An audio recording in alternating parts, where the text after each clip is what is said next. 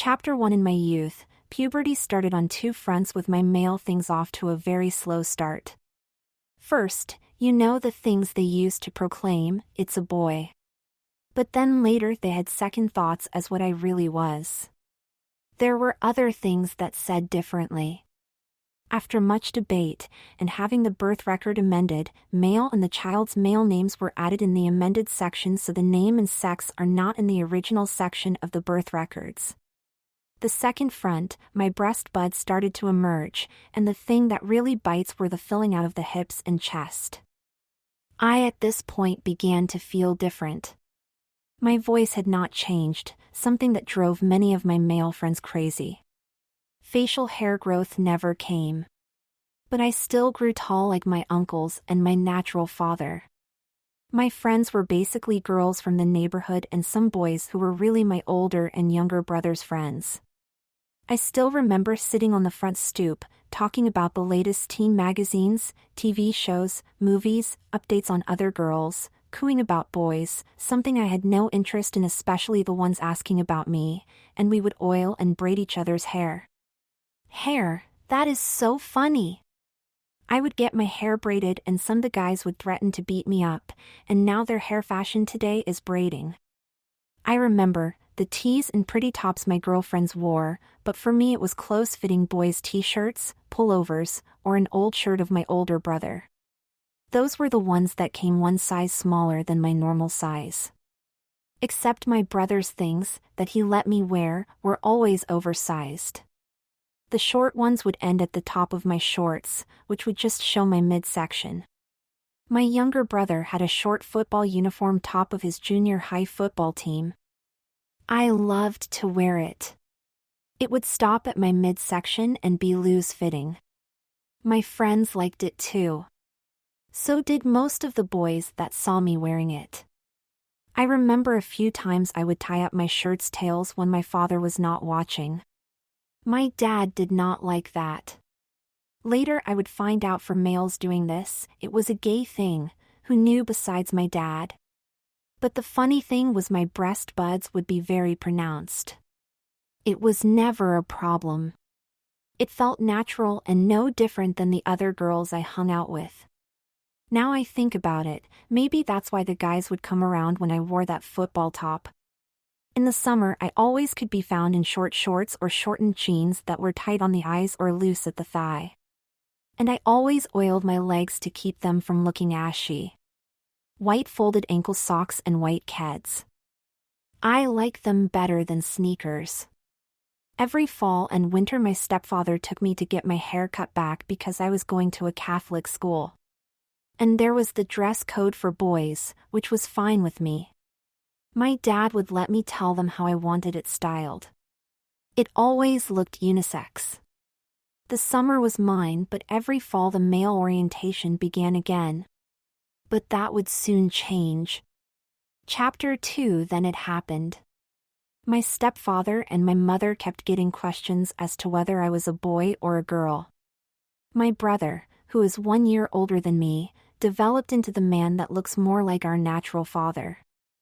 I, on the other hand, favored my mother, to the point where my aunts on my mother's side of the family would say I looked just like her in her earlier days. I miss seeing them. They would all hug me when I come over to their homes.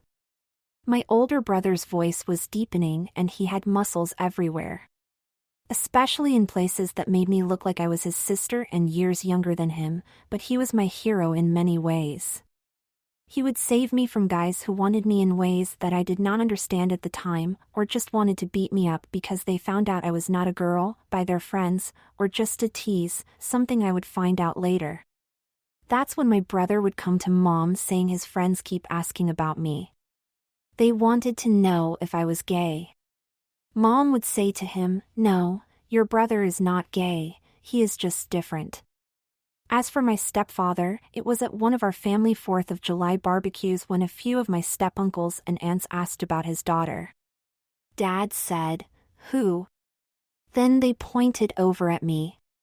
Mom told me about it later.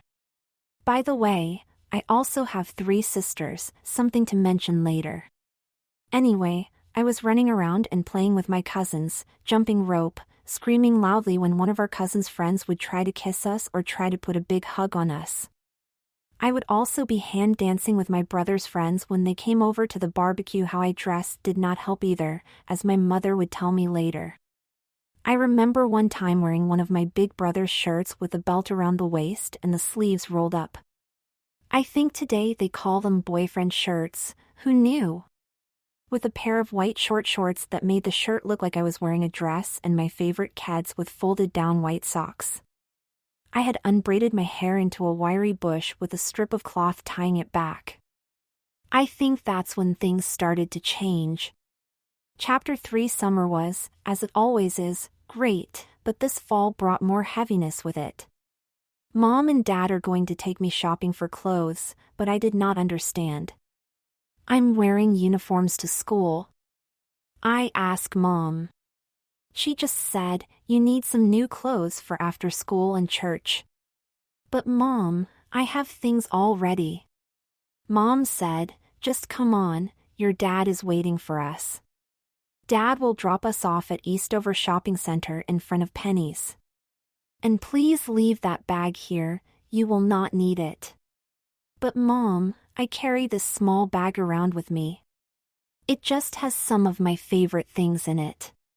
Some hand lotion, my radio, some gum, a sack I keep my change in, and my sunglasses. Mom, with a very sad face, said, okay, just come on here now. While we were going into Penny's, Mom told me, while we are out, your father is going through your things and tossing any old things that are too small. I thought about it. Oh Mom, everything? Yes. I remember smiling at first, then she told me to try on some pants and tops in the students section but keep telling me they are too tight, too bright, too short, or not long enough, try another size up. The problem was if the hips fit, the waist was too big. So then she tried to get me to buy boxer underwear. I cried to Mom, brief please Mom, please. I'll leave that to your father. Leave it to my father, what's up with that? When I was taking off my top, Mom saw my chest buds. They have grown to the point that the flesh around the nipples could be cupped in my hands. I smile at her, then her face changed. She looked stunned. I asked Mom what's wrong. She said, we need to make an appointment with your doctor. Dr. Young, great, I get to see Iris as nurse assistant. Mom said, for now put on your tops in the changing room. And wait a moment, I will be right back. Mom came back with some more pants and some tops. Try these on. Okay then, after trying on the first pair and a white pullover, Mom, these fit great, but why is the zipper on the side? Mom said she was just checking something out. Mom, can we get this? They are not tight and the fit is great. Mom said, you have said that already, now try the others. After trying on the other 3 pair and few more of the tops, I realized these were girl pants and tops. Mom took the pants and tops back to where she got them. Do not say anything about this to your father. Okay, Mom. Your father is going to take you shopping downtown to some of the men and boys shops and get your Sunday and dress clothes and shoes, and by the way, no more Keds, you will wear sneakers from now on. What? Mom, what's going on? Mom left for a moment and started browsing in the little girl section. We were still in Penny's. When I spotted her, I moved over to her. I startled her when I said, the pink one with lace, Kathy would like that one. Then I turned and saw the pretty bright yellow baby doll pajama set with matching panties. I called to Mom, Mom. Look, I like this, oh. I mean, this would look good on Yolanda. Mom stared at me and said, enough. Then out of the blue, Mom said, looking at me in a very serious way, honey, I want you to remember, despite what others may say about you, I just want you to be yourself. I can't say any more, but just remember that. I looked at Mom and asked, what are you talking about? Mom responded, You are my son. Oh Lord! It is time to go. Mom called Dad and said he is coming to get us. While waiting for Dad to come, we stood outside Penny's. I had put on my sunglasses and looked up at Mom and smiled. Mom quietly asked, "White-rimmed sunglasses? Could this get any harder? Where did you get those glasses?" I said, "From one of my friends, she got a new pair and gave me these, Mom." I started to get fidgety and started to swing my handbag about. Mom asked if was I thirsty. "Yes, Mom." "Come on, let's go up to Murphy's 5 and dime for a fountain soda." "Okay, Mom, thank you." Just as we were about to leave, Dad pulled up. I said, "Mom." Mom said, "Another time, okay?" "Okay." When we got in the car, Dad looked back at me and shook his head. I looked back through my sunglasses and said, "What, Dad? What was that about?" As he pulled off, I looked out the side windows wondering what makes me so special to them, and why they are acting funny about everything. Chapter 4. When we got back home, no one seemed to be upset about the things they bought me. Dad told me to change into some of my new clothes and give him what I was wearing. Going upstairs, I kept thinking, what did Dad take away, and why are they doing all this? It is not my birthday. When I entered the boys' room, I saw all the drawers my clothes were kept in were open and emptied. And open spaces in the closet where my clothes hung, and all my shoes and old keds were gone. I thought, why my keds? There was nothing wrong with them. So I just emptied the bags from this morning's shopping onto my bed and looked over everything. After going through the things Mom and I bought, I discovered that one of the tops was a girl's top. It was gray in color, very plain. It looked like a boy's top, but was definitely a girl's top. I became excited and started looking about to see if Mom bought any of the girls' pants I had tried on. No, but I was still happy for more surprises Mom had given me, including 3 3-packs of brief underwear, 3 2-packs of undershirts, and that was it.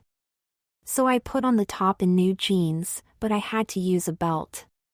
My chest buds did not show as much because the top was bigger in the front. Oh well. I went to use the bathroom, washed, and put lotion on my face and comb out my hair, a pat to my hair, here and there, and I was off. I skipped down the stairs and handed my old things I wore today to Dad, and he said, "Now that looks much better." Then he looked down. Those shoes. I was wearing my keds. I looked over at Mom and smiled, saying, "Thank you." Mom looked back with a big smile. Chapter 5. Dad said, "Now it's my turn, we are off to downtown." But this time my older and younger brothers went with us. The first stop was a shoe store on 9th Street. As I walked in, you could smell the tanning leather from the shoes. A store clerk asks Dad if he could be of help to him. Dad said, "Yes, I'm buying shoes for my 3 boys." Then I was told to go pick 2 pairs, 1 dress and 1 casual. Well, that was easy. I went straight for 2 pairs of penny loafers, 1 black and the other burgundy. I said I was ready. Dad said, "Pick one of the 2 and I'll pick the other." I pick burgundy. Then what happened next turned my inside out. He picks a pair of lace-up wingtips. I pleaded with Dad, "No, no, Dad." At that moment I felt a very bad feeling come over me. I was frightened. What is going on? Dad, don't do this. I started to cry. At that moment, my hero stepped in and told me it will be all right, just try them on. I said okay, but still felt I was being made to become something I'm not. I identify those shoes with my dad and my older brother, not me. At one time you could not get me to shut up, now I fell dead silent. My brothers bought a brown and black pair of the second ugliest shoes ever. The first are those wingtips. The salesperson remarked that the shoes fit, but they don't fit her. I meant his stride. Dad looked at the salesman and said, I know, but these are just trainers. I thought to myself, trainers, her, what's going on here? Dad, did you call those shoes trainers? I was told to go look in the mirror. As I walked over to the full mirror, the shoes felt heavy, making walking in them feel funny, and I could not move like I normally did. My younger brother commented, saying, that's the way you should be walking. What is going on? I kept asking myself, where is Mom? I need my mother. At that point I started to tear. Mom. Where are you? Dad could see he was breaking my heart and spirit. Dad told me, okay, pick another pair of shoes, but not another pair of penny loafers. It took me a while to get my composure back. In time I thought about what had just happened. I want to make Dad happy and not feel bad about what had just happened, but those shoes are not me at all. I turned and walked around in those ugly shoes, looking over at the other shoes. I spotted a pair of slip-ons that were lightweight and kind of cute. They were Stacy Adams and had that wingtip design, but it was not a heavy design. I asked the salesman if he had these in my size. I could not feel the presence of my dad or brothers in the store. They were there, but I did not care. I found myself in a zone where nobody can hurt me again. The salesman tried to get my attention for about a minute. I looked up at him, smiled, and said thank you. Then I sat down and tried the shoes on. Actually, the salesman sat down also, but on the foot-sizing sitting stand. He reached for my ankle and put my leg on his thigh. He removed the ugly shoes and removes my socks also. Then he dressed my feet with a pair of nylon hosiery, first the left foot, then the right foot. Then he surprised me by fitting me with both shoes and taking my hand to help me up. The salesman asked me to walk around. He said, don't look in the mirror yet, just move about and feel the shoes and your stride. After a while he came back to me and asked, so, how do they feel? I told him wonderful. Then he said, now go look in the mirror and look at yourself, then look at the shoes. Then ask yourself, will this work? I looked at him with a smile and said, thank you, and moved to the mirror. I liked what I saw. I moved the shoes from side to side and turned around to see them from the back. I walked with a stride that felt good. I sat back down and the salesman removed the shoes from my feet and said, thank you, and handed me the boxes of shoes. I said, you are welcome. That's when I saw Dad and handed him the shoes and said, I hope these are okay, Dad. My brothers just stared at me in awe. After Dad paid for the shoes and handed me my bags, I said, thank you, Daddy, and gave him a hug. That is when my brothers went crazy, but my daddy just looked at me and smiled. Chapter 6. As we drove to the next store to get pants, shirts, and a suit, I still was quiet about what had just happened. I will not give up who I am. I know what to do at the next store, but the problem is I am not in control any longer. Something inside of me has changed. I am starting to understand what Mom was trying to tell me in pennies. I love my dad and my brothers. I just cannot think of them as bad guys. I am trying to believe they are just trying to help, with what, I still have no idea. Dad was calling to me for the last couple of minutes. We are here. My brothers were just laughing at my being distant. The men's store, this is it, Dad shouted. Okay, let's go. I walked into the store but had no idea of what to get. Daddy! I called out. What is the first thing? Dad looked at me, came over, and asked if I was going to continue calling out to him as Daddy. I looked at him and said, Daddy, I am not saying it in anger. I just felt different about you and a lot of things since the shoe store. I love you, Daddy, it's real. Then I hugged him again. Okay, let's find a salesman. This tall, thin salesman came up to me and asked, "Well, miss, may I help you?" I smiled and said, "My dad is over there. We are here to get some men's clothes for me. Let's start with 2 pairs of pants, and I have no idea what size I am." The salesman looked at me and then at my dad. I turned and waved to Dad as if there is a problem. I asked the salesman, "Is there a problem?" He said, "No, miss, I mean sir." I smiled at him and said, "Miss is okay." I thought to myself again, if they want me to have menswear, then I'm going to do it my way. The salesman started to take my measurements. When he got to my chest, he was stunned, excused himself, and came back with a female salesperson. She asked if it would be all right for her to continue as my salesperson. I looked over at my male salesperson and smiled at him and told her it was okay. Dad came over and asked if everything was okay. I told him everything was fine. The saleslady looked over to me, smiled, and said, "Okay, let's get all of your measurements." I smiled and nodded. She asked what color slacks I was looking for. I said, "A medium gray and black." She said, "You know, from your sizes, whatever man pants we get, the alteration will be drastic. Or we can give you female dress slacks in the same weight and material." I looked at her and said, "But will they still look like man's pants?" She said, "Yes." "How about tops and a suit? They all must look like menswear." She said, "Yes." I asked, "Can they be written up as menswear and the size labels removed?" "Not a problem," the saleslady said with a friendly smile.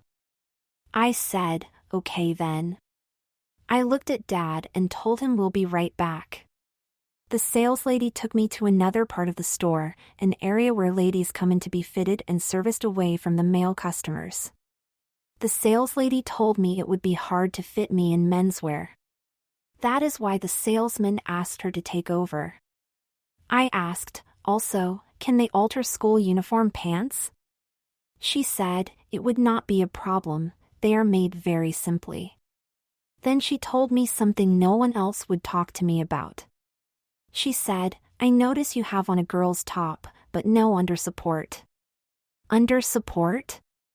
What's that? She smiled at me and said, "A bra, you really should have one on." I told her my mother never mentioned it to me. The saleslady paused and said, "My name is Sandy." "Hi, Sandy." Then Sandy asked me, "Look, do you want a bra?" I said, "Well, I have no idea what size or anything."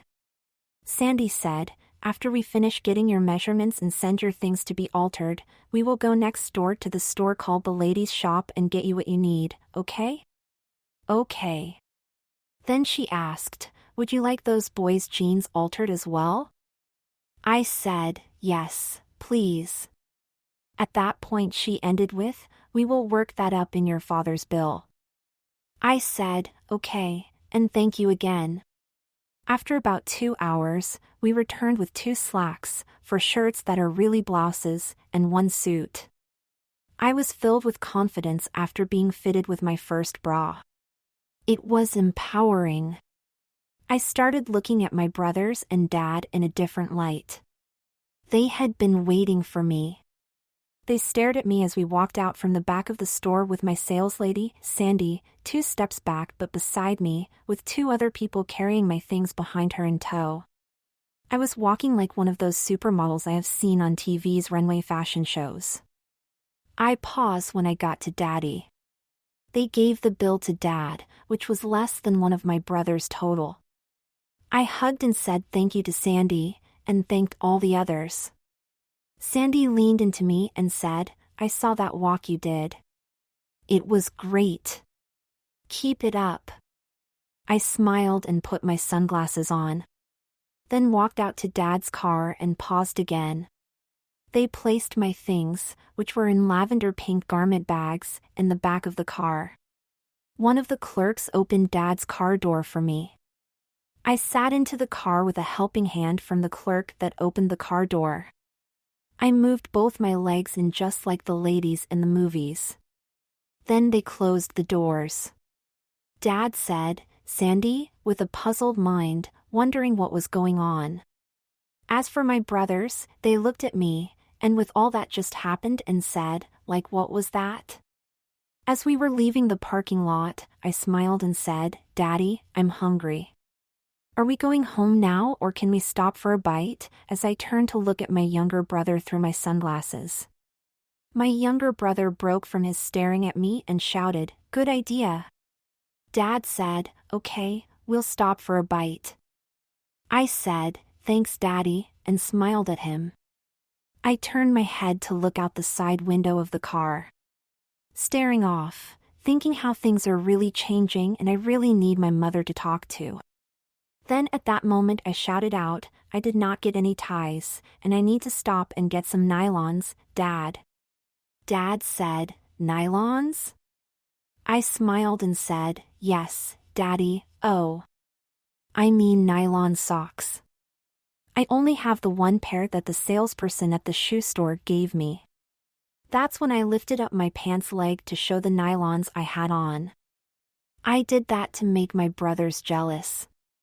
Dad said, "You and your mother can go shopping for them later.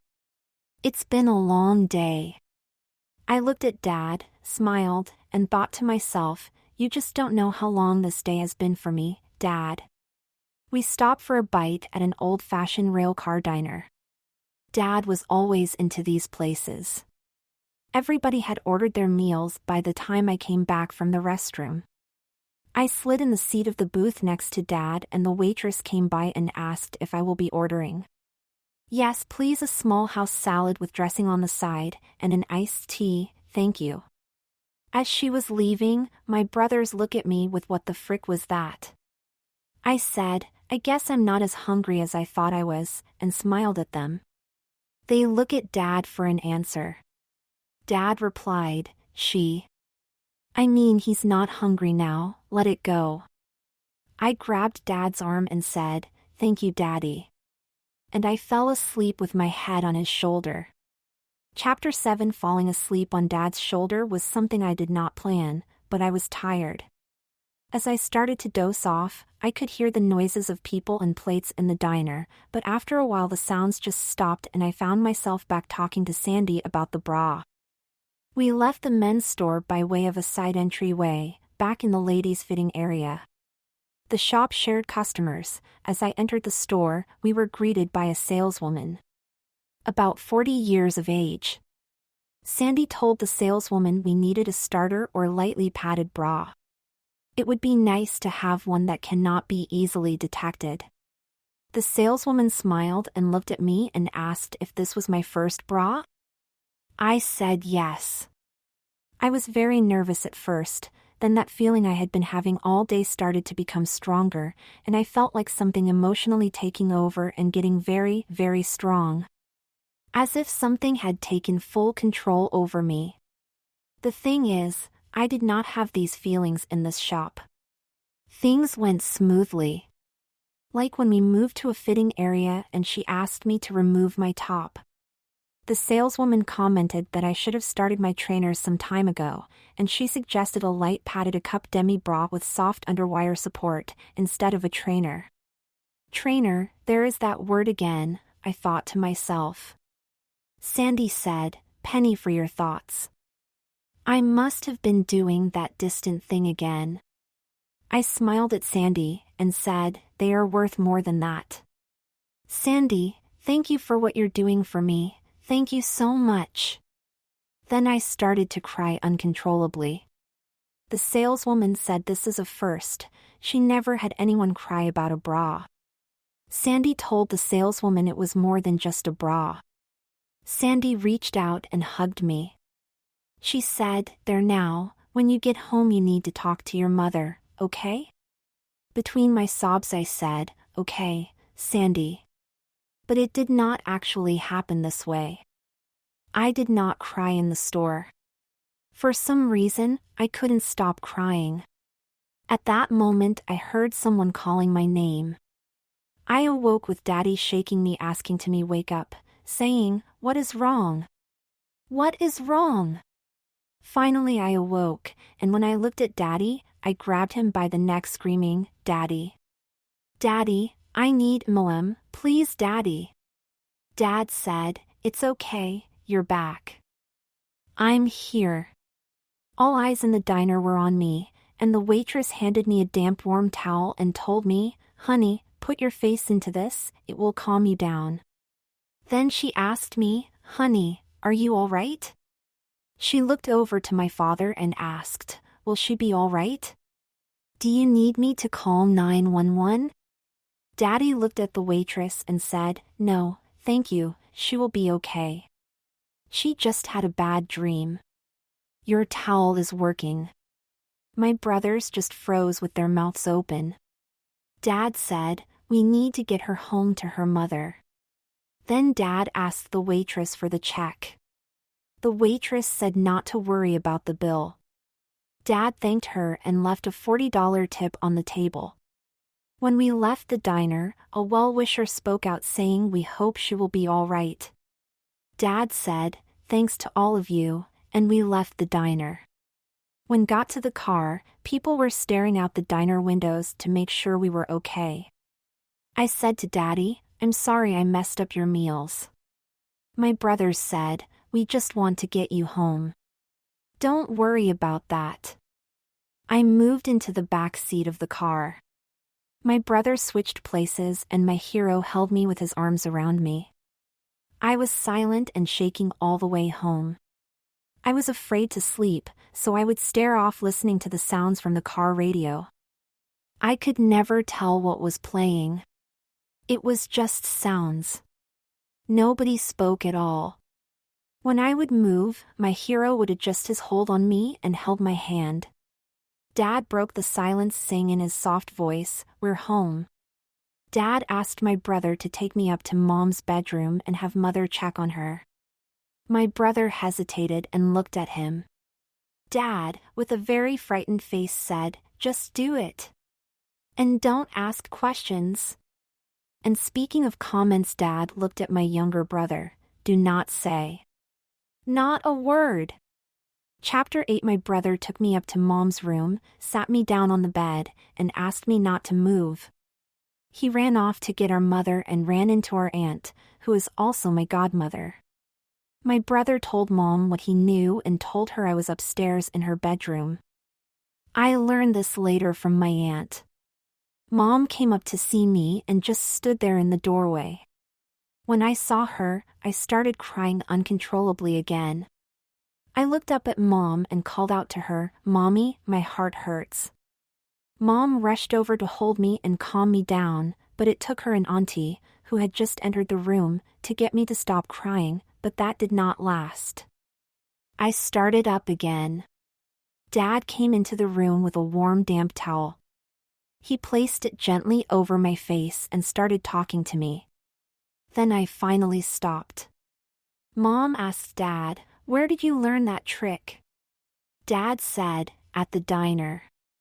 That is what the waitress used to calm her down there." Mom said, "Her?" Dad said, "I'm afraid so.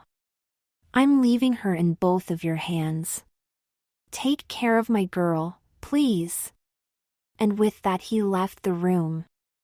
I looked up at Mom and Auntie and said it was good to be home, and I reached out to hug both of them. Then I broke away and said, "I have so much to ask you, Mom. We need to talk. And you have to answer with straight answers, Mom." My aunt leaned over and said, "I will help her answer those questions. I was there also." I looked up at Mom and said, "Mom, what is wrong or what is right with me?" Mom started to cry. My aunt said, "This is very hard for your mom to tell you. So I will." Auntie grabbed Mom's wrist so she could not leave.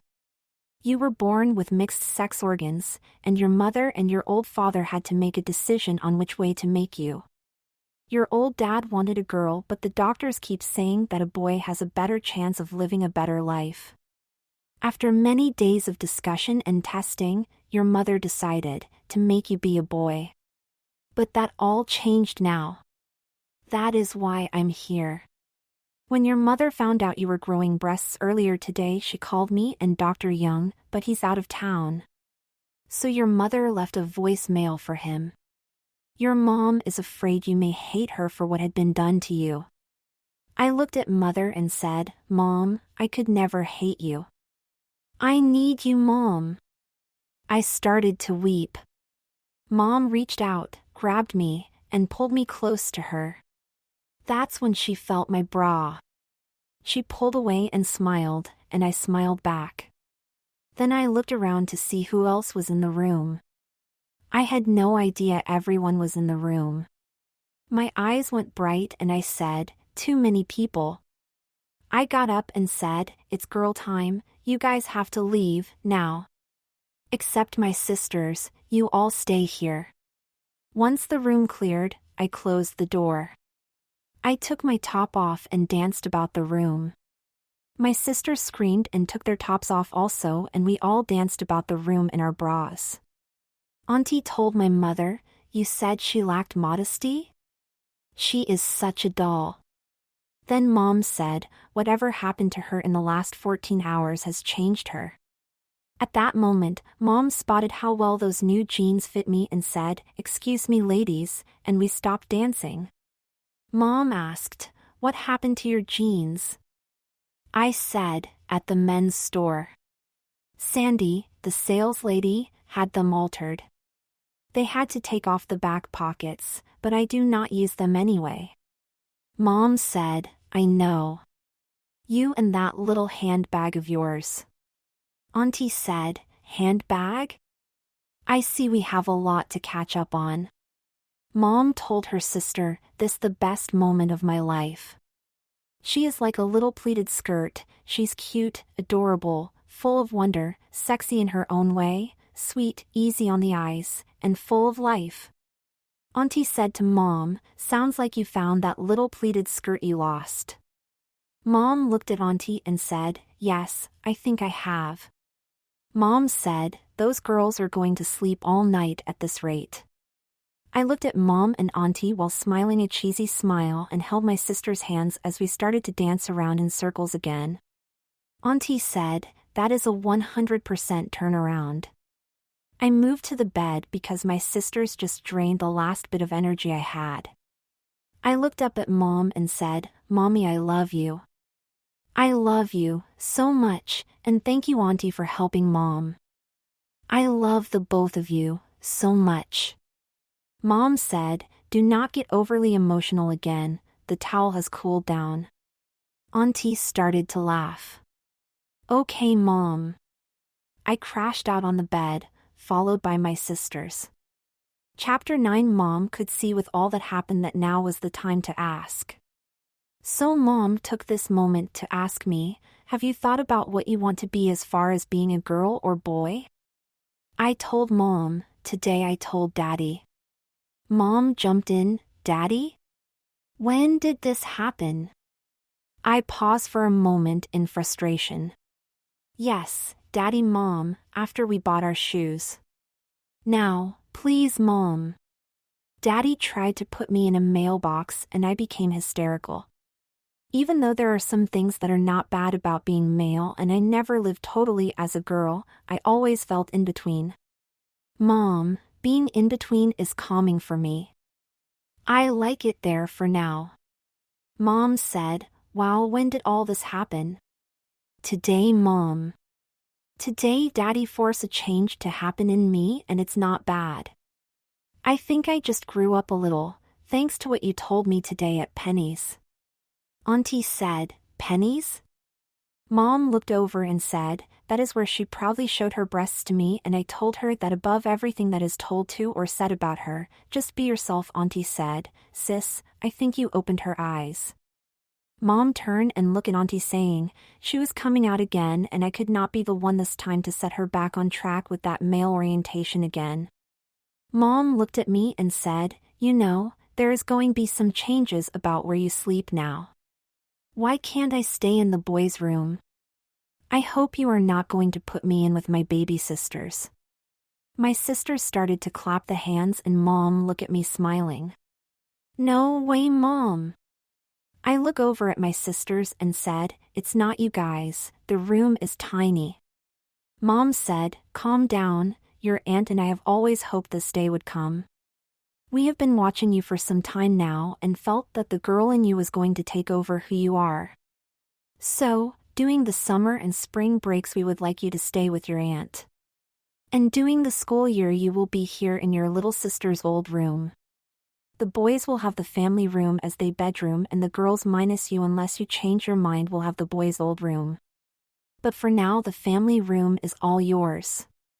Auntie added, and if you want to, you can stay with me on some weekends and long holidays. Mom looked over at her sister and said, thank you. I said, so if I stay in the boys' old room with my sisters, the girls started to yell and screaming, then the old girl's bedroom will be our room, the girls' playroom? Mom looked at Auntie. We have to ask Dad about the playroom. I said, oh. Then it is not a problem. I was smiling at that point. Why do you think I call my dad, Daddy? My sisters started yelling Daddy. Daddy. Daddy. Mom laughed.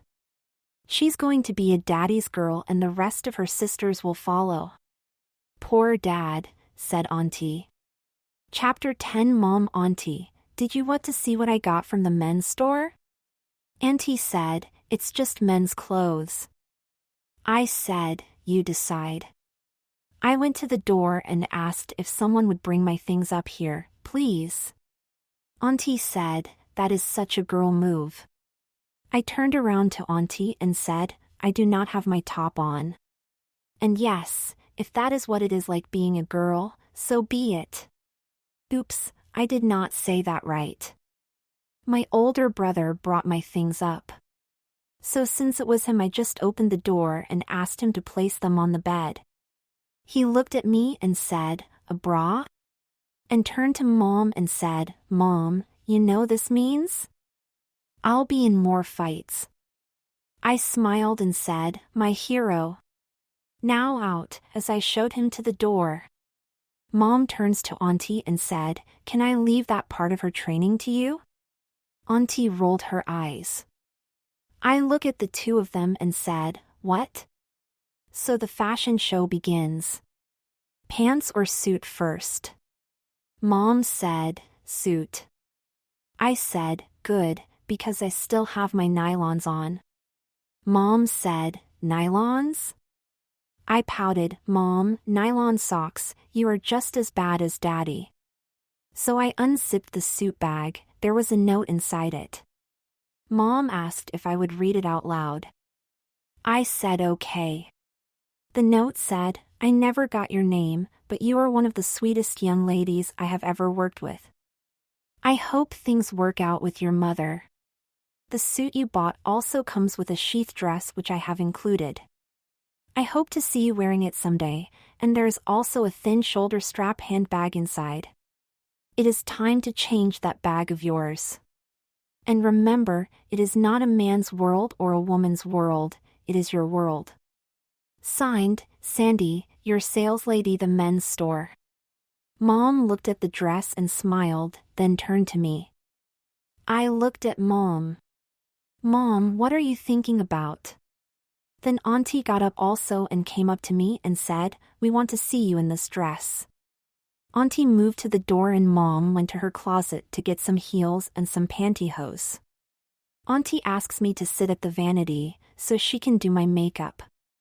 Auntie left the room for a moment to get a basin of hot water and some towels. She came back saying she had called one of my cousins who has a hair salon/spa at her home. After my cousin arrived, with 2 other cousins in tow, they started working on me. After an hour and a half including the hair being pressed and curled, Mom said it was time for the dress. They helped me into the dress because I have never worn a dress before. Mom's low heels fit well. She was surprised. I liked these and asked what other shoes she had. Mom said, "You will see later, and by the way, your auntie wears the same size."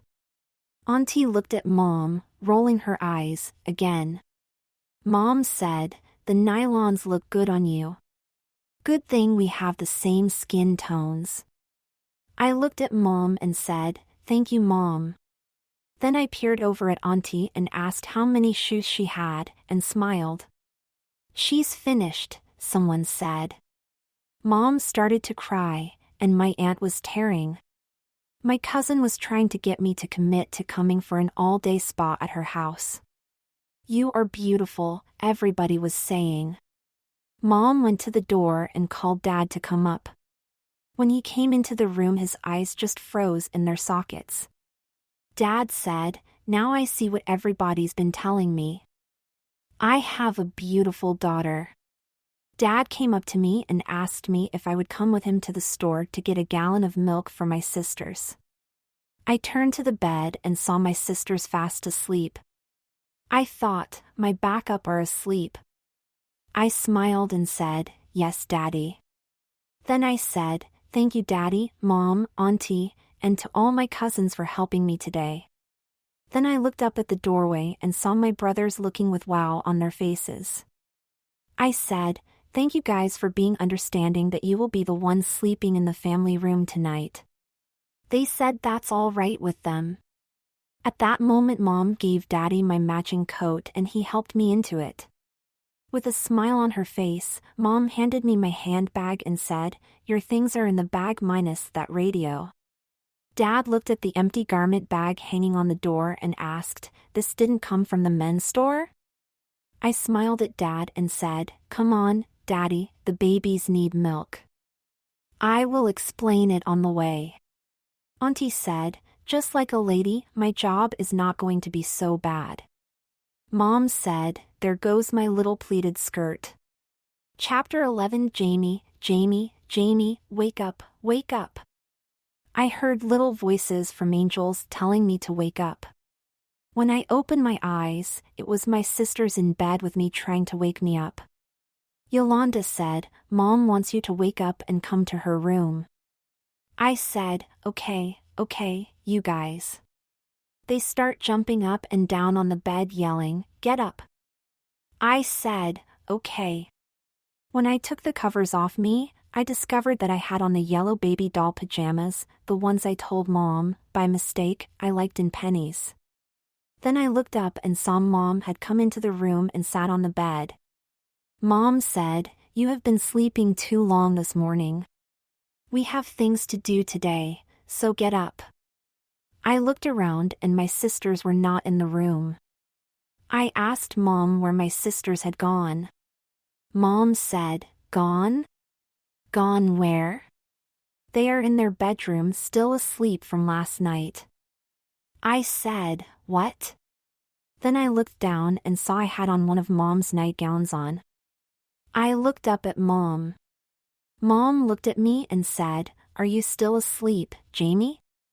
Wake up. We have a long day ahead of us and your father, or as you call him now, Daddy, has gone to work and your auntie will be here in an hour. So we can return the things we bought yesterday and get a few other things you need as a young lady. And also get your school uniforms."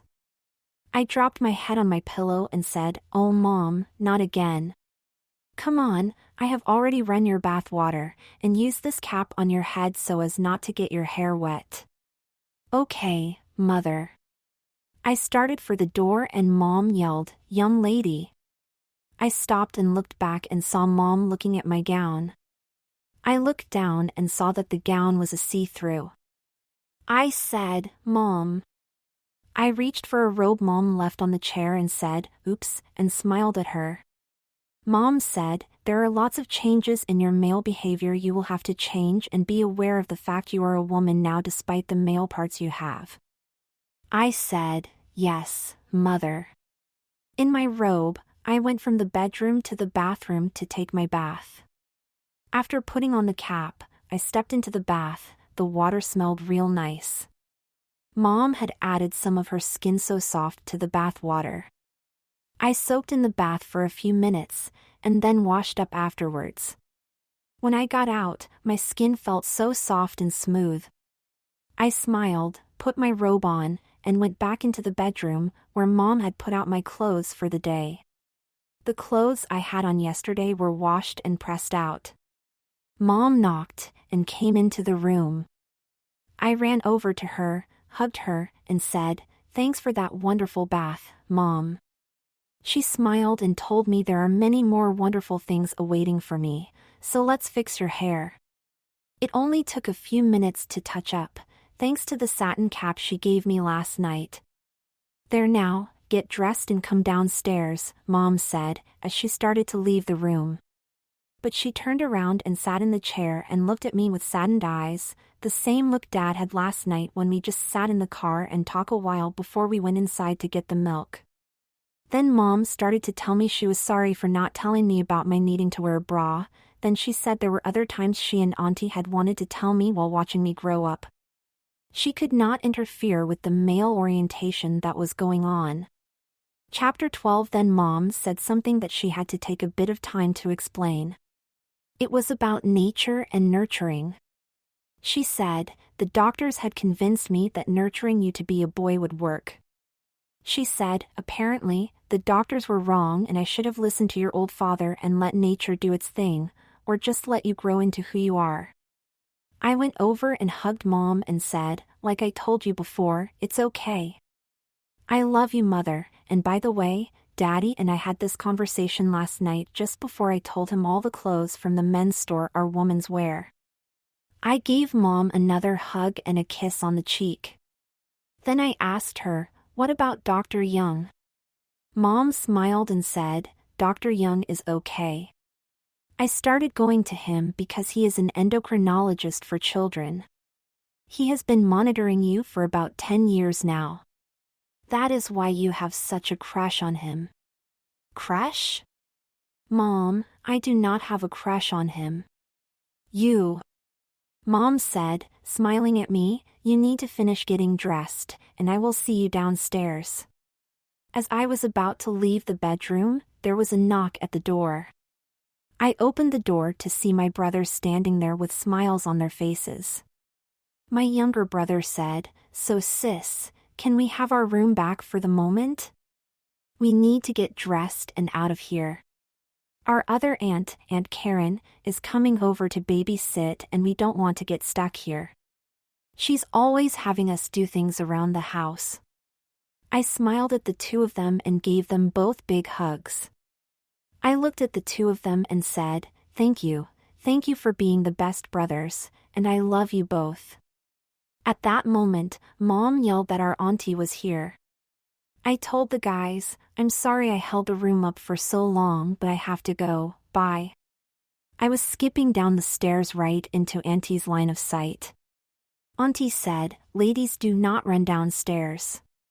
I smiled at Auntie and gave her a hug and said, but Auntie, I am still a girl. Auntie said, no, you are a young lady now. You proved that yesterday, and I am not going to let you backslide out of it. Then Auntie reached down and gave me a kiss on my cheek. At that moment I looked over and saw Mom. She had seen and heard the whole thing and smiled at me. She said, thanks sis, I can check that one off my list. I said, list? Auntie said, come on you two. We are running late.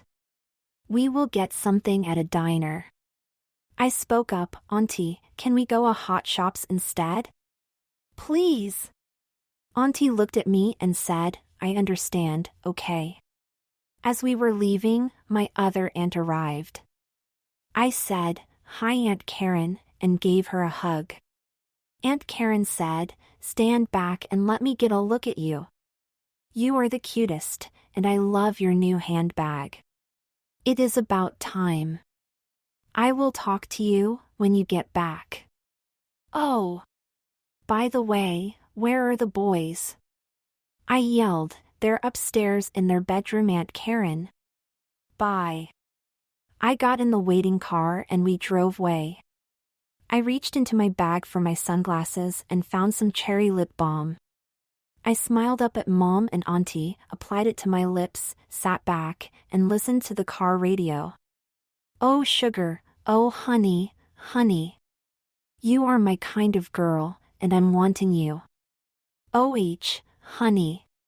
Chapter 13 The Song, Hello Stranger by Barbara Lewis, Shoobop Shoobop, my baby, Shoobop Shoobop, hello, stranger. Oh, it seems so good to see you back again. How long has it been? Oh, seems like a mighty long time, Shoobop Shoobop my baby, oh, it seems like a mighty long time. Oh. Jamie. Oh. Aw.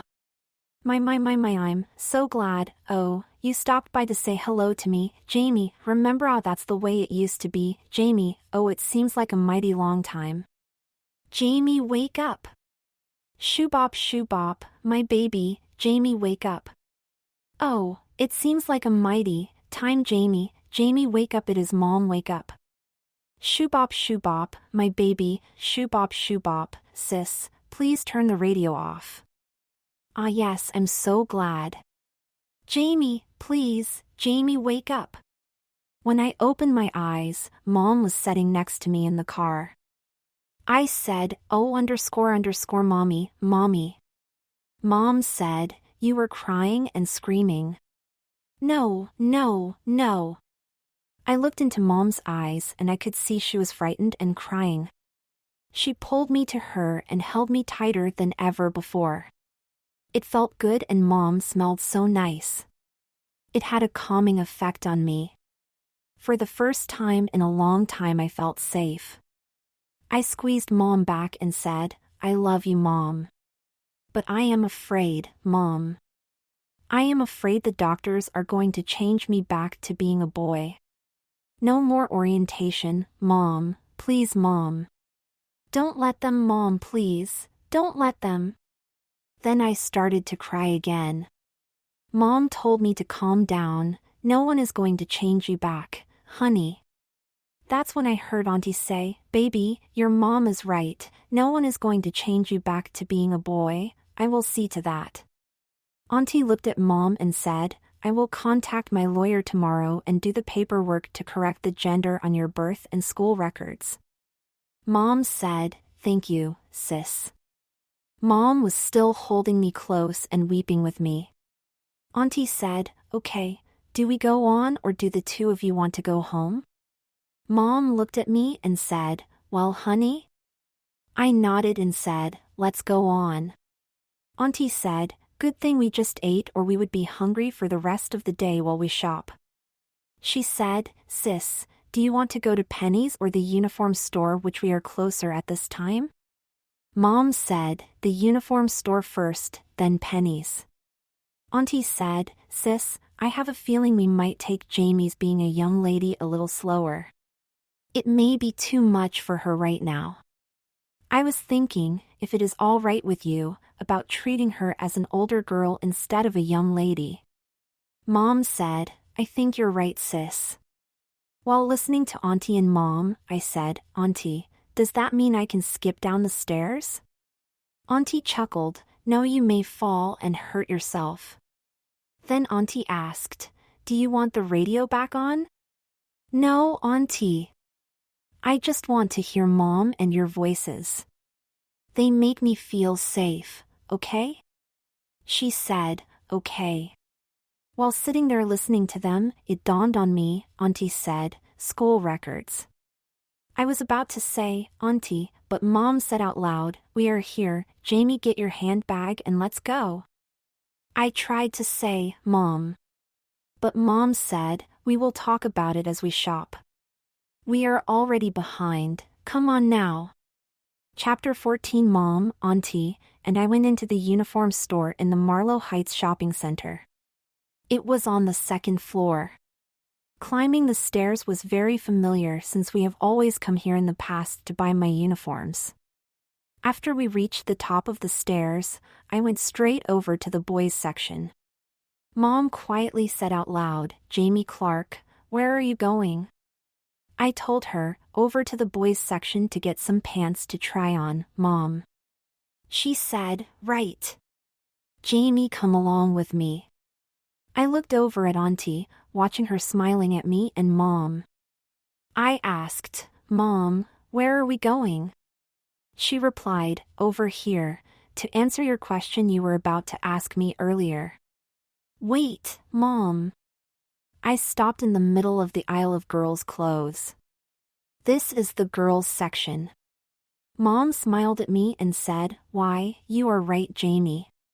So what does that mean? Auntie could not hold back her laughter any longer and spoke up, Jamie, you are getting your new uniforms from this section this year, surprise. I look away to Auntie, and looked at Mom right in the eyes and said, the girls do not have pants, Mom. They have jumpers, blouses, skirts, sweaters, and those little ties. Mom smiled and said, Jamie, you forgot tights, slips, camisoles, bras like the one you were wearing, and panties. Oh! I forgot, and these darling little Mary Janes with ankle socks, she was holding up in her hands. I look at Mom with fright, saying, what Mary Janes, and no way panties? I did not know where to start my protesting. So I told Mom, let's get it over with. She said, finally, no battle.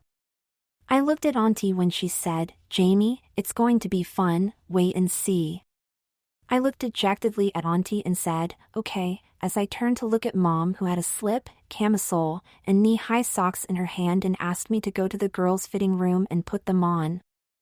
I gave Mom one last look of reconsideration and went into the changing room. I softly spoke, okay, Mom. She said, I will be with you in a minute. I stood there looking at myself in the mirror in the changing room. I was smiling at myself.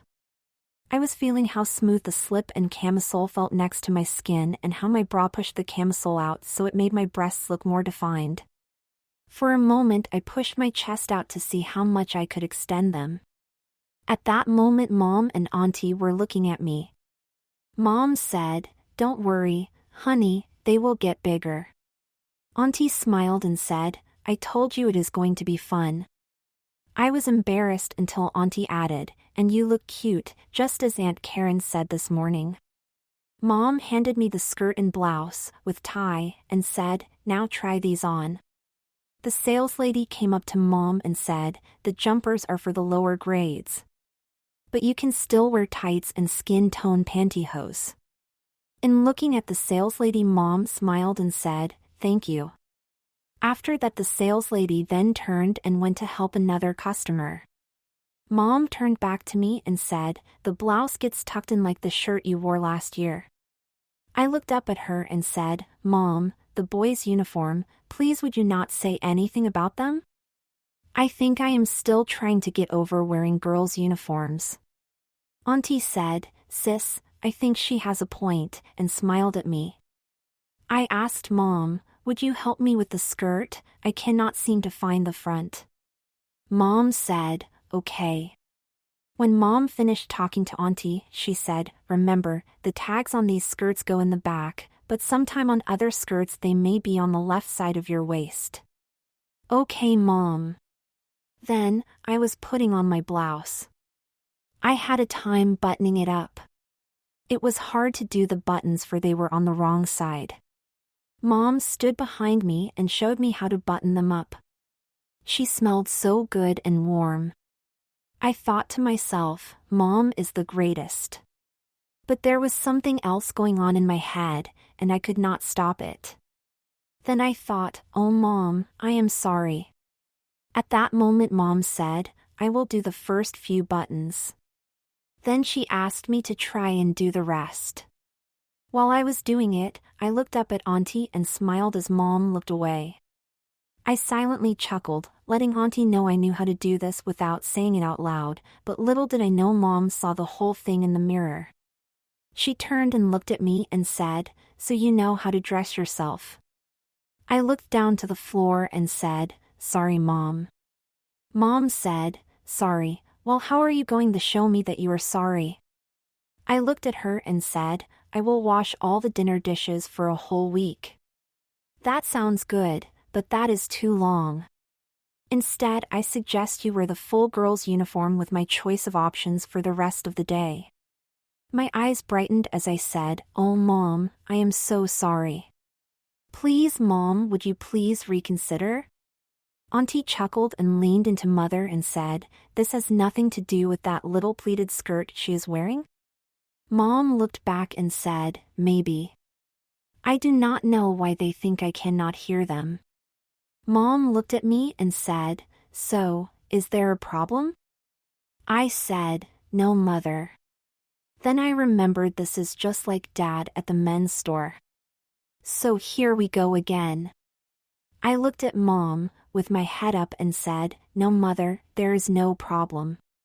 Then I thought, I do not think I can keep this up before Mom catches on. So I retreated back to saying Mom and just go along with the day. Despite my resistance, I really liked the girls' uniform, especially the pleated skirt. So Mom gave me the Mary Janes to put on and I almost said out loud, "What was I thinking?"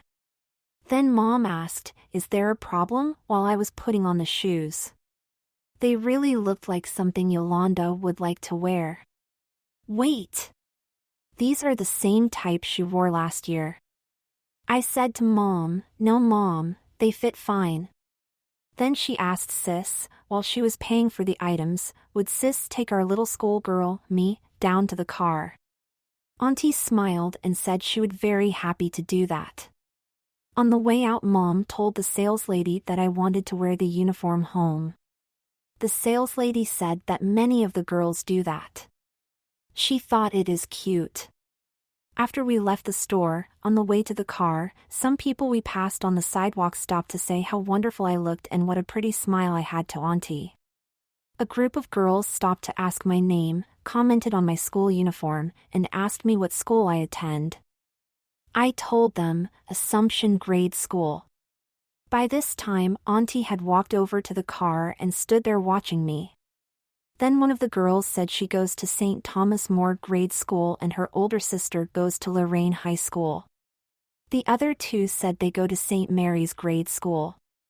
And one said they were there to pick up uniforms today also. Then one girl turned to the others and asked if they wanted to wear their school uniforms home also. They all screamed yes. So we talked for a few moments longer before Mom came out of the store, went over and stood next to Auntie with my bags in her hands. Auntie looked at Mom saying, "I hope this does not backfire on you." Then Mom pointed at me, "Look Sis, isn't that the most darling thing you have ever seen?" Mom and Auntie were looking, as I was spinning around showing how the pleats flared on my school skirt when I moved. Then I hugged the three girls and went over to Mom with my handbag hanging from my shoulder. Mom turned to Auntie, "I don't think so.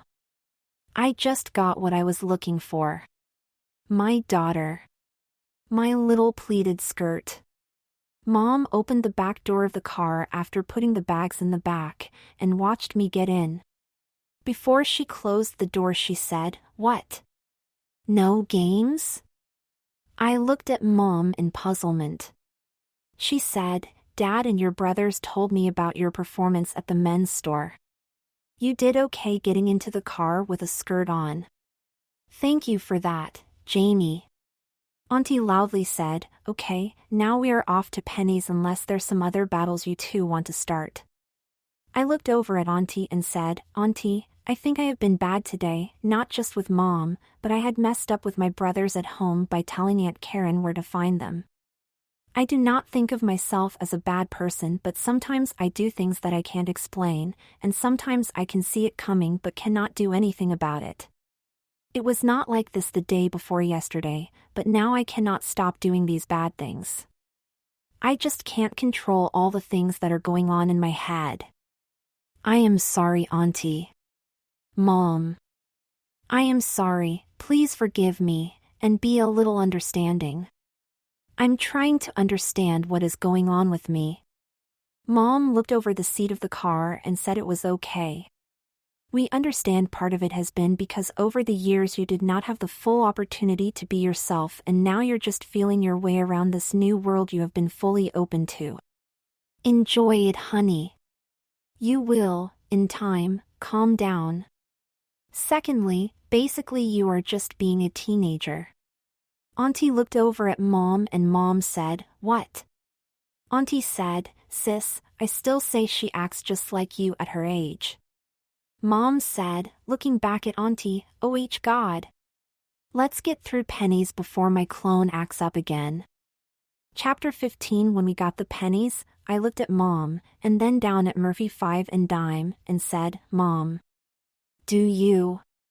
But before I could finish, Mom said, "Yes, Jamie, I have not forgotten." Mom looked at Auntie saying, "Would you do me the honor of taking my little schoolgirl to get a soda? I know what I need to get for her. We have already tried most of the things I am getting for her on." "Please?" Auntie said, "I would be happy to divide the battlefield." I took my sunglasses out and put them on. Auntie said, "The first things we are changing are those white-rimmed sunglasses. They are so last year." Auntie took my hand as we walked around the shopping center to Murphy 5 and dime. On the way there, some people asked Auntie what school I was going to, has school started already, or that I remind them they had get uniforms for their kids, and other weird questions. When we got to Murphy's 5 and dime, and was about to go in, a man opened the door to the store and said, "Ladies." Auntie said, "Thank you," as she walked through the door pulling me by the hands as I looked back at him. He was smiling at me, weird. We browsed the store looking at all kinds of things until we came to the sunglasses, and Auntie gave me a few to try on to see how they looked on me. "There," Auntie said, after paying for the sunglasses. Afterwards, we moved to the soda fountain where Auntie asked me what I would like. I answered, "A cherry Coke, please." We sat on the stools and the soda guy smiled at me, asked for my name. I looked at Auntie and she nodded. I turned back to him and said, "My name is Jamie."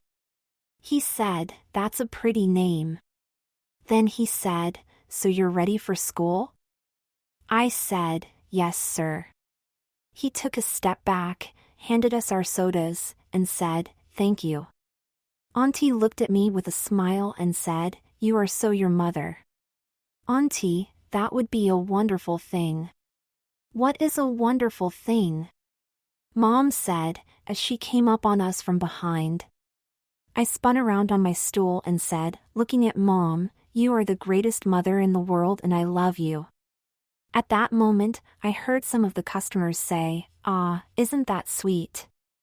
Auntie smiled at Mom, and Mom was just standing there with bags in her hand, blushing redder than I have ever seen her do. I gave Mom a smile and said, "Auntie, are we ready to go?" "Yes, we are." As we walked out of the store, I put on my new sunglasses and smiled up at Mom. Mom said those look a lot better. Just before we got to the car, I started to skip. I heard Boy's voice saying, "Hey, Jamie." I looked over and it was one of my big brother's friends. He was one of the guys I danced with at the 4th of July barbecue. He shouted again, "Hey Jamie," as he ran over. Mom said, "Oh shit." Auntie said, "Just let it play out. You will be surprised. I told you she is your daughter, now watch." The boy said, "Jamie, wow. I knew you were a girl. You are so pretty, and you look great in that school uniform. How about we go to a movie sometime, Jamie?" I was shocked and at the same time felt something weird was going on in my head. I looked at him with a shy, innocent look, and spoke in a voice about 4 years younger than my age. "Hi Gary, thank you for saying those nice things to me." Then I looked away for a moment and looked back at him and said, "I am too young to be talking to boys as old as you, and if I could go to the movies with you, my brothers would have to come along, and they do not like paying for anything. So I am sorry if I disappoint you, but I hope to see you at the next barbecue we have." I will save the first dance for you. And by the way, you are pretty also. Sorry. Gary just stood there, then said, okay, I'll see you at the barbecue. Mom just stood there in awe, and Auntie said, I told you so. Mom said, unbelievable.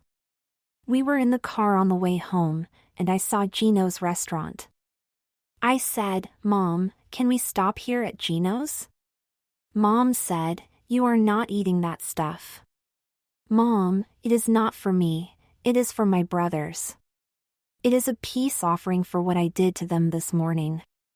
Auntie looks at Mom as we turn into Gino's. I told you, she is you. Mom said in a soft voice, okay, I believe you, let it go. We got the order. 2 of the biggest burgers they have, which was double meat patties.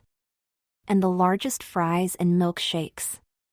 I was looking at the food as we pulled up to the house, and thought to myself, oh God, please let this work. My brothers came out to the car to get the bag per Aunt Karen's instruction. As they approached me, they did not look too happy to see me. That is when I offered up the meals, and their eyes widened and they said, thank you, sis, wow. Thank you so much. And they gave me a peck on both cheeks at the same time and went to get the bags. I could hear them saying, man, it was so worth it. Auntie looks over at Mom and said, I know what a daddy's girl is, but a brother's girl? Mom laughed out loud and said, sis, let's go in. I accompanied Mom and Auntie into the house and placed the meals on the table and explained to Aunt Karen that these meals are for my brothers, please do not bother them. Aunt Karen said okay. Then she reached out and grabbed me. She said, I know why you did the meal. They have been talking all about you today. Since I found them not upstairs as you said, they must have run to the basement before I went into the house, but I caught them trying to escape through the basement bathroom window. So let's see what you have done with yourself. This is such a nice school outfit. Mom was looking over at us. Thank you, Aunt Karen. I liked it so much. I wanted to wear it all day while we were out. I looked at Mom and said, Mom, would it be okay to change? Mom looked at me and said, yes, honey. Aunt Karen said, oh, Jamie, can you change in the girls' room, please? Okay, Aunt Karen. So, as I was walking away to go upstairs, I overheard Aunt Karen say to Mom, I bet somehow you got her to wear the outfit because of the little pleated skirt. Sis, you need to let it go. Mom said, I cannot, sis, it is not the skirt. It is my daughter. She is my little pleated skirt. Auntie called to Mom and said, I know you told me to drop it, but I think your daughter has your listening skills also. At that point I started to climb the stairs to the little girl's room. Chapter 16. When I opened the door, I was stunned. I was looking at the most pretty, girlish room I had ever seen. I screamed as loud as I could. I thought I was going to pass out. I started to look around and everything I touched made me scream. This is my room, thank you Jesus. The walls were the same color as my garment bags, lavender pink, but just a little lighter, and the furniture was white, and it had a canopy over the bed. They put mirror doors on the closet. At the windows were lavender curtains with butterflies that matched the bedspread. And it had the cutest green area rug with daisies on it. My clothes that we bought, and more, were all hung up or put away in the drawers. There were dolls on my bed, and a teddy bear sitting in my chair at my desk. On my desk was a small radio, a diary that said, My Little Pleated Skirts Diary, and pictures of my family. How did they do this? I had just gotten in the house. I started crying, I was so happy. Then I reopened my door to go downstairs, but to my surprise, all my family, and a few cousins, were in the hallway. Laughing at my response, I looked at them and started to cry again. My little sisters flew by me, got up on the bed, and started to play with the dolls. Everyone else moved in on me with hugs and saying how much they loved me and that they are behind me. Then Dad said, "Okay, everybody go outside to the backyard." I said, "Daddy. Daddy, you're here." I ran to him and hugged him like Mom did me earlier today. He said, "Wow, where did you learn to hug like that?" "From Mom." Then I looked at Dad and asked, "What's in the backyard?" "The barbecue." I thought, oh no, Gary is going to be there. So I told Dad, I will be down there in a while. He said, "We are all waiting." I turned and went back into my bedroom, where my sister sat on the edge of the bed awaiting my orders. I said, "Okay. Let me freshen up, then we all can go down together." After freshening up, I went to get undergarments from my drawers, only to discover Mom was true to her word, there were panties in the drawers. So I picked out a pair of panties and a matching bra in white, not that there were any other colors to choose from. As I was putting on my bra, I had a flashback to the ladies' shop, where the saleswoman showed me how to put on my first bra. Fastening the closers in front of you, and then turning it around to put on the bra is one way. She also said, because I was small, I can put my arms through the bra and reach back to hook the closers. So I gave it a try and it worked. I turned around and smiled as my sisters clapped their hands. At that moment, they started to take off their tops. I stopped them and quietly told them we will do that later. They said, "Okay." I smile at the way they said it. Then I wonder, do I sound like that? Then I heard someone say, "Yes. You do." It was Mom, who came to check on me and my sisters. Mom looked at me and said, "Yes, if you are anything like me you will learn to read minds too. So let's get going, everyone's waiting, including Gary." I looked at Mom thinking, read this. Mom said, "You know, if you wear these things here," as she started to pull things from my drawers and closet, "you may find what you are looking for. I think this will do what you really want it to do." I thought to myself, this would work. Mom said, "I know, now get dressed and come on down." Then she told the girls, "Let's go girls," and leave Jamie to finish up. "See you downstairs." Mom had laid out a yellow sundress with a petticoat, white low-heeled slippers, and white pantyhose. The sundress had the bra built in. Mom also gave me a set of pearls and matching earrings.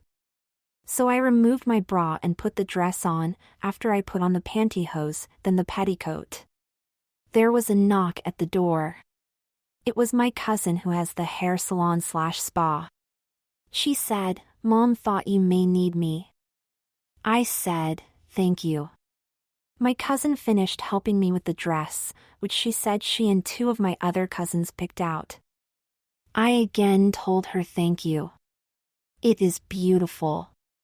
I turned around so she could retie the bow in the back, touch up my hair, and help me put on the pearls and earrings, and then she was about to say something before I had stopped her and I said, "Just tell me when you can fit me in." She looked at me and said, "Auntie was right." I smiled at her knowing what she is talking about. "Am I ready?" My cousin said, "Yes." I happily said, "Let's go." As I made my way out to the yard, Gary came rushing over to help me down the porch stairs. He said, "Don't forget. I have the first dance." Gary then looked at me, and I told him I did not know about the barbecue. He said, "You did it again, wow." I walked around the yard thanking everyone again. I danced many dances with Gary, who is a very nice boy. Daddy danced with me for the first time. My aunts hugged me every time I came within reach of them. Auntie was talking to Mom, "So when did you know your daughter was going to be a heartbreaker?" Mom replied, "Doing the battles at the uniform store." Auntie turned and looked at Mom and smiled. Mom looked back at Auntie, then at me and Gary, and said, "See? Chapter 17 Dear Diary, another long day has come to an end. So now that Aunt Karen has given you to me a diary, I think I can now get some of these things in my head out. Dear Diary, what a day it has been. Gary wanted to dance all the time at the party. I think he is okay. He is just a bit old for me, but then again, I have no idea what to do about a boy. Unlike my girlfriends, boys are all they talk about. I cannot get into boys right now. I am still dealing with my new freedom. I'm so happy I get lost in the things I want to do. Mom and I seem to always been on the verge of waging war against each other. But I am very close to her and I need her. I am starting to think the spending time away from Mom and the family is not a good idea. By the way, Diary, Mom has bought me all new girls' school uniforms. I am afraid the school will not let me come back as a girl, but Mom and Auntie think it will be okay. What about Dr. Young? When is he coming back? I cannot help feeling that all of this is going to go away. And tomorrow will be as the life of Jamie, the boy. I am so tired. I am just going to remove my dress and slip and rest for a bit and then change into my night things. Good night, Diary. Mom. Jamie wakes up. You need to change your clothes. Just a few more minutes, Mom. Sis, she is so out of it. I am just going to have to change her. Would you please help me? Jamie, sit up. Good girl. While I am removing her clothes, sis, would you get her night clothes from the dresser, please? Oh my. Mom started to cry when she saw how small I was.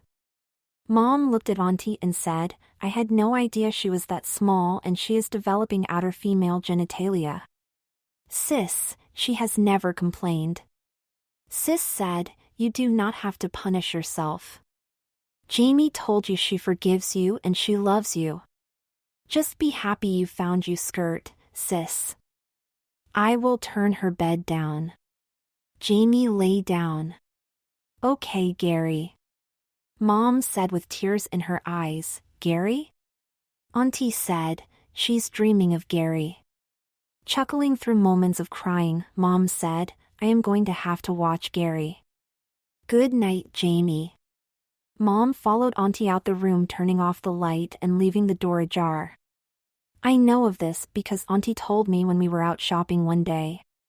Morning came real late for Jamie. It was Wednesday and the house was quiet.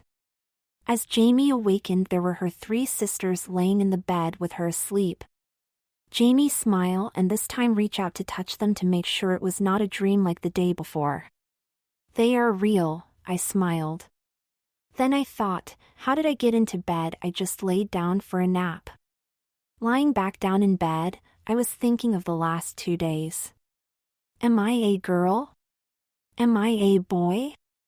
I miss being in between the two, but the past 2 days has put me in a position where I have to make up my mind which way to go. I like hanging with my brothers and doing things with Dad, but I know that is going to change.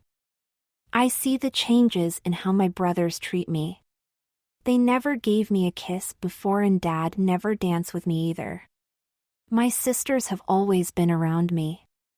They have always acted more like I was their brother. Now I see them here in bed with me as a sister. I guess dancing around in our bras pretty much solidified this relationship. I'm a girl. Not a boy. Good morning, Jamie, Mom said, as she came through the door. I see you found the girls. Good morning, Mom.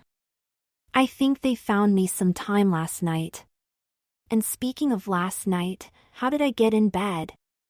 I just laid down for a nap. Your auntie and I changed your clothes and put you to bed last night. You were so out of it. You had a busy day yesterday. But today, I want you to just relax. I am going to take the girls out shopping today. I smiled at Mom and said, Mom, you have been so attentive to me the last few days. I want to help you. Can I come along with you to manage the girls while you shop? Jamie, it's your day, Mom said. I know, Mom, I want to spend it with you and my sisters. Can I come, Mom, please? Mom looked at the girls still asleep and thought, maybe they could stay home with you. I just did not want them in your hair while I was out. Mom said, thank you, Jamie. How about they stay here with you while I am out? I look at Mom and said, okay, Mom. Mom, is that like babysitting? Mom said, yes and no, I am calling Aunt Karen over to watch over you, but the girls are your responsibility. I smile looking at the girls and thinking, they are my babies. Mom looks at the girls then at me and said, just for a few hours, but you have to make time for yourself. So if they get to be too much, just hand them off to your Aunt Karen. Okay, Mom. Mom said, so the first thing you need to do before they awake is get your bath and get dressed. Okay. I gently moved from between the girls and got out of bed. At that moment, I saw what I was wearing. It was the yellow baby doll pajamas I wanted from Penny's. I broke into a big smile, hugged Mom and said, thank you, Mom, thanks. Then I stopped, looked down and looked back at Mom and said, are they real, Mom? Mom said, of course they are. Then I am awake and it's not a dream, and hugged Mom again and said, thank you again. After bathing, getting dressed and putting on my bunny slippers, the girls started to awake. The first thing I did is get them all in the bathtub. After I bathed them, Mom helped me get them dressed. While Mom was helping me, I went to my room to change my bra and top because my sisters gave me more of a bath than themselves. When I returned to the bedroom, the girls were dressed except for their tops. They were sitting about in the training bras waiting on me. Mom said, they have been sitting like this waiting for you, what is going on? This is going on, Mom, as I pulled off my top and started to dance with my sisters. We danced for about 20 minutes, singing, screaming, and laughing. Mom sat there laughing her heart out. Finally we stopped, then we put on our tops, looked at Mom and said, Mom, what is for breakfast? After breakfast, Mom said, Jamie, you know school will start soon and so you need to start thinking about the changes that are going to happen at school. 2 days from now we will talk to Father Killos and Sister Bernadette about the school arrangements. They said they can work with us. So, do not upset yourself about what is coming, just focus on today. Aunt Karen came through the front door, and I greeted her with a big kiss and a hug. Hi, Aunt Karen, I said with a second hug. Aunt Karen said, you are full of energy today after the party yesterday and all the dancing you did with Gary. I looked at Aunt Karen and said, Gary? Gary is my brother's friend. Aunt Karen said, right. So where are your babies? I looked at her thinking, how did she know about my babies? Aunt Karen looked at my puzzled face and laughed and said, your mother called and told me about the arrangements. I smiled at Aunt Karen with a little embarrassment. I told Aunt Karen, excuse me a moment. I went to get Mom to let her know Aunt Karen was here. As I started to go upstairs, Mom was on her way down with her handbag in hand, saying she heard my aunt and I talking. Hi sis, Mom said as she hugs Aunt Karen and told her thank you for looking after Jamie and her babies. Aunt Karen said, it would be my pleasure, and by the way, where are the boys? Mom said, they left out earlier this morning. Aunt Karen turns to me and said, I guess it is just us girls today. I smile at Aunt Karen and reminded her that those are my babies. But we'll be thankful for any help you can give. Mom chuckled and said her ride is here and I will see you all later. Bye, Mom. And I closed the door behind her. The girls had gone back upstairs to play in their room. I checked on my sisters, finding them playing with their dolls. Yolanda told me to get my doll and come play with us. I said okay, and on my way to my room, it dawned on me that this is my room now. I opened my door and again was amazed at what I saw. I needed to clean up the room, but it is mine and it is all girly. Then it came to me like a windstorm, there was nothing boyish in this room, so a part of me was missing here. I sat in my chair for a moment, not realizing that time had passed. As I came back from being distant again, I saw Yolanda standing in front of me with my doll saying, "Come on, Jamie." I said, "Okay. Sorry I took so long."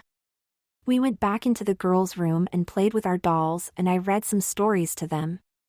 My littlest sister fell asleep in my lap. I was sitting on the floor. The other two had found their way onto the bed I was leaning against fast asleep. After laying my sister with the other two, I cleaned up their room and made up the others' beds.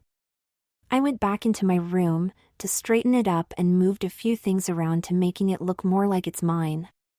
When I opened the closet doors, I found pretty dresses of many colors and my girls' school uniforms hanging up so neatly. Looked down to the floor and saw my Keds had been returned with a few others in colors. The shoes my dad and I had bought had been replaced with ladies' version of the same shoes. I thought, it must have taken a lot of time to find. Then I smiled thinking, I still love you Daddy and Mom, aunts, my cousins and my brothers are really into me being a girl. Aunt Karen came upstairs to check on me and saw me sitting at my desk crying. She asks me was I all right? I said, "Yes Aunt Karen, I'm just happy." She came over, pulled me up from the chair and gave me a long hug and said I was a beautiful person and that she loved me so much. I told Aunt Karen, "Thank you. I needed that. I should go and start lunch for my sisters, would you please help me?" Aunt Karen smiled and said, "Let's go." Just as the lunch was being ready, the girls came downstairs into the kitchen. With Aunt Karen's help, I fixed soup and grilled cheese sandwiches for them and they had applesauce for dessert. After lunch the girls went into the living room and watched some TV. I stayed in the kitchen helping Aunt Karen clean up. When I was finished, I went upstairs to make up the last bed. Afterwards, I went outside to the stoop and just sat there thinking how things look different. A couple of my girlfriends stopped and talked for a while. They told me how much they liked the outfits I have been wearing lately. A little later they said they had to go. Their mothers were taking them shopping. They did ask if I wanted to go. I told them, "Sorry, I am looking after my sisters." We hugged for a moment and they were gone. In the moment of my sighing I thought about my sisters.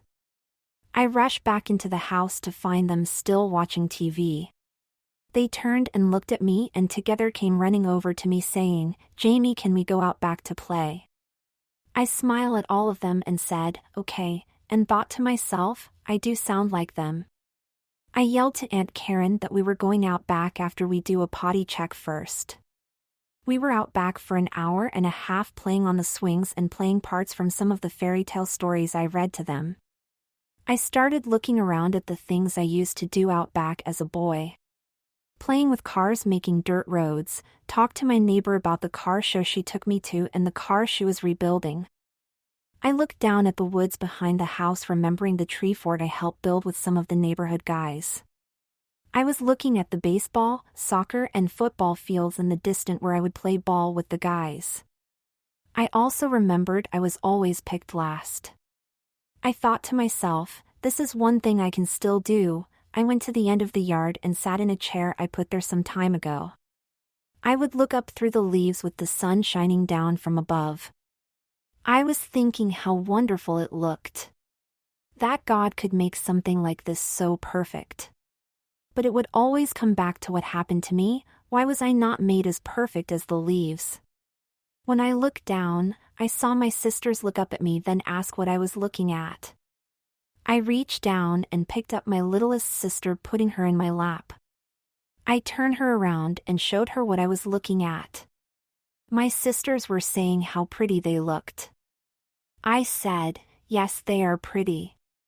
My littlest sister reaches for the leaves.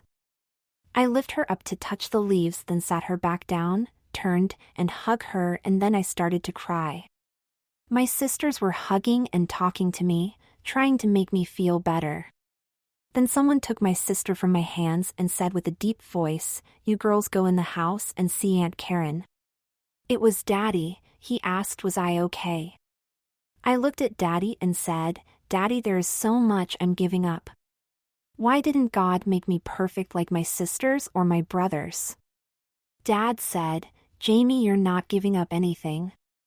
Those things you did and learned before you decided to be the person you truly are will always be a part of you. You can still do those things. You have to understand that some of the things you did came from trying to nurture you into being a male child. Now thanks to you, saying no more male orientation. I know that you are a girl, who may like doing things that boys do. That is now, your choice. I still love you no matter what you do. You will always be my perfect child and I like having you as my, Daddy's girl." I look up at Daddy and said, "Oh Daddy. Hold me, just hold me Daddy, and thank you." As Daddy was walking me back inside the house, I could smell his cologne. It made feel protected against anything. Aunt Karen was holding a warm towel. As we came inside, I held it to my face for a moment. It was very relaxing. Afterwards I started to go upstairs to rest. I turned to her and started to speak, but Aunt Karen said, "I will take care of your babies." I said, "Thank you, Aunt Karen." Dad said, "Babies." On the way upstairs, I overheard Aunt Karen tell Dad that she sent the girls upstairs to take a nap. "Thank you for coming home, I knew she needed you." I could tell when I checked on her earlier this morning. She was crying in her room. Dad said, "Thanks for calling me Karen, but I have to get back to work. I hope to see you later this evening." Dad was leaving by way of the front door. I was about halfway up the stairs when Dad looked up the stairs and told me to get some rest before Mom gets home. "Okay, Daddy." I started to go to my room when I heard my sisters moving around in their room. I opened their door and saw them dancing around with their tops off and just their training bras. I thought to myself, what if I started? I walk in and told them Aunt Karen wanted them to take a nap. Yolanda looks at me and said, "Jamie, you too?" I said, "Yes, I am going to take a nap too." So Yolanda pulled me by the hand over to one of the beds.